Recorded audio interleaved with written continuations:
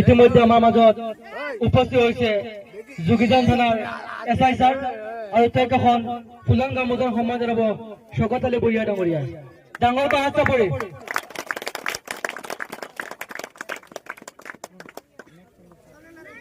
ইয়াৰ পিছত যোগীজান থানাৰ আৰক্ষী বাহিনীক এখন ফুলাং গামোচা সন্মান জনাব মন্না দাই। ডাঙৰ পৰা হাত চাপৰি।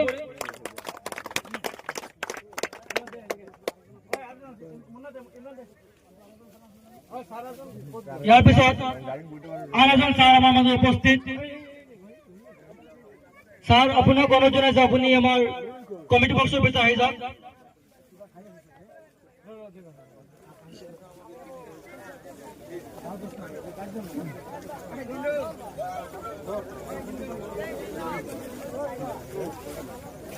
लाइक कमेंट शेयर कर दो।